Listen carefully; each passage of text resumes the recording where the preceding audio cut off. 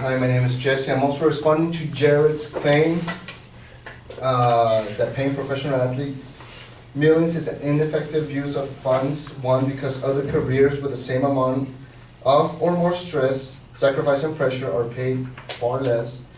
Two, society has needs that amount of money can fund. And three, because many athletes are not financially responsible with their earnings.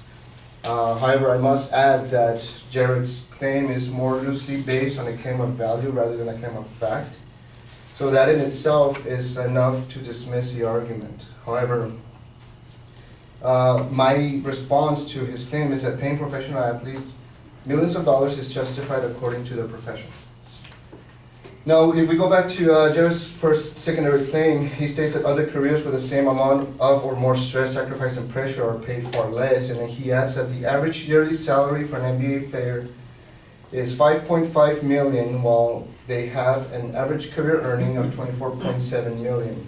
And then he follows with the average yearly salary for a U.S. soldier is $32,665. However, pay for careers, whether stressful or not, are actually based on a simple rule of economics of supply and demand. According to Bobby Ragsdale,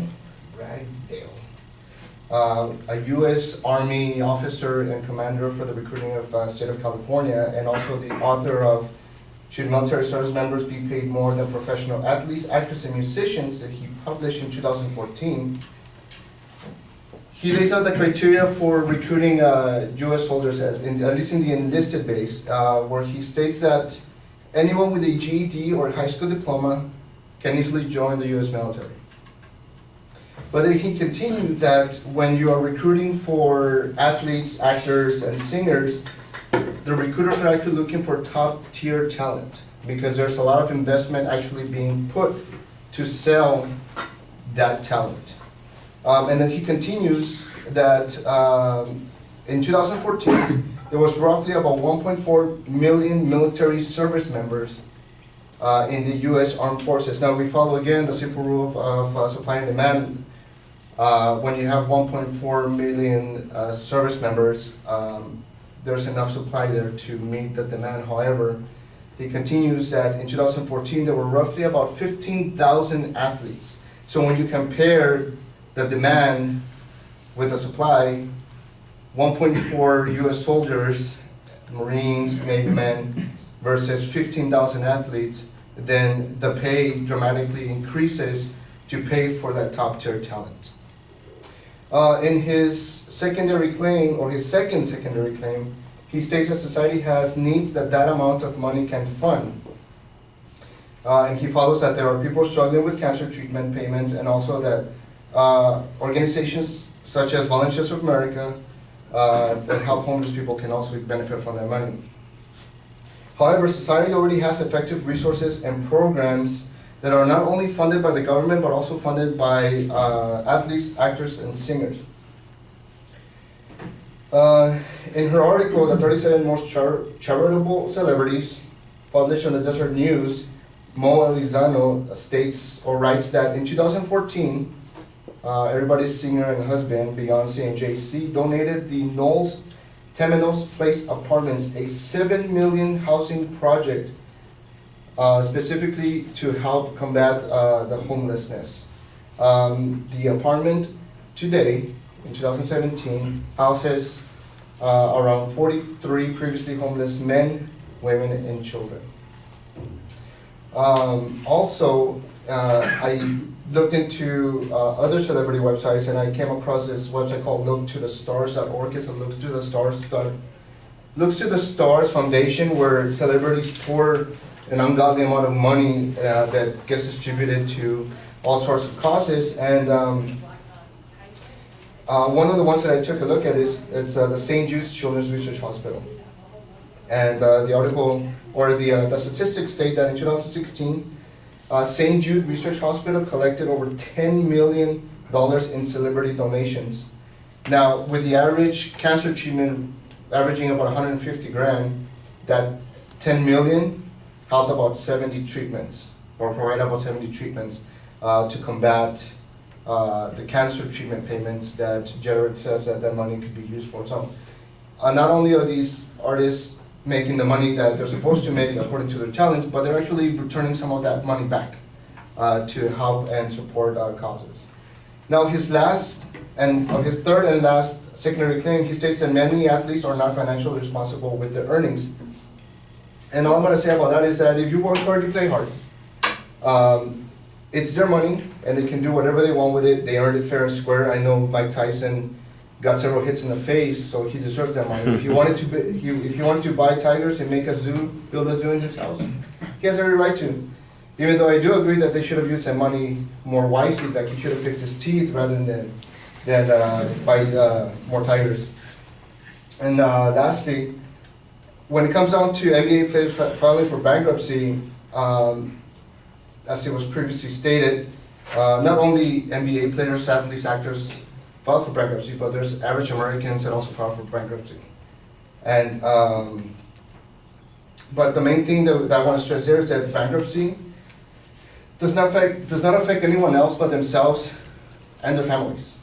So they're not getting any kind of government bailout that is funded by taxpayer money.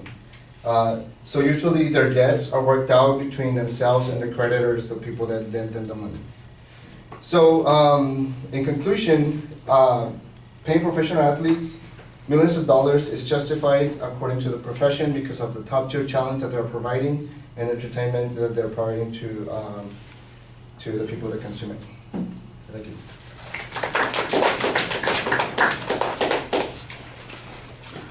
All right, organizationally, everything's good. On the first point, you did the same thing I was just talking about doing, making the comparison between the number of soldiers. And I like the fact that you had some evidence there that talked about what the recruiting issues were, and you cited that. I thought that was pretty effective. On the second point, you're treating celebrities and athletes is the same, and in many ways I think they probably are.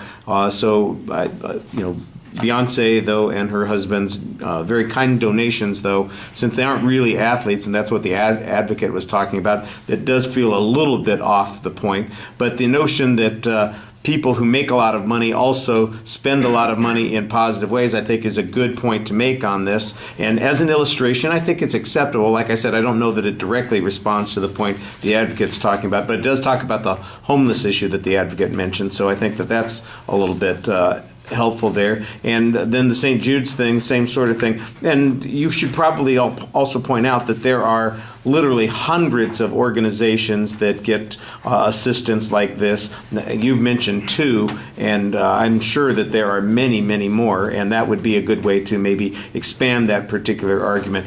I also think, for example, that you could mention that we already provide a lot of assistance for a variety of people.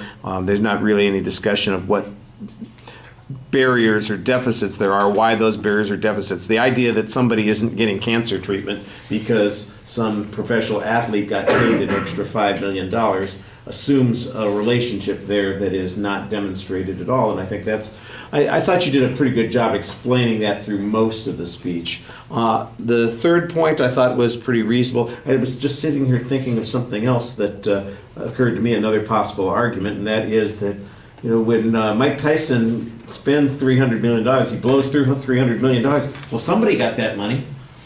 Somebody got paid. Somebody got to have a living. Somebody made a business out of that. Whether they were, I don't know what, tiger dealers or,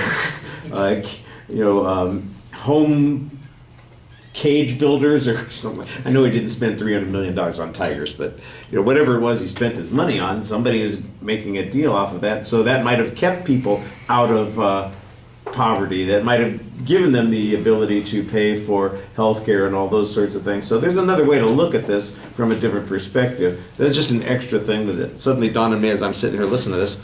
Well, that money just didn't get burned up. It's not like the Joker standing on a pile of cash and lighting it on fire. All right. Thank you.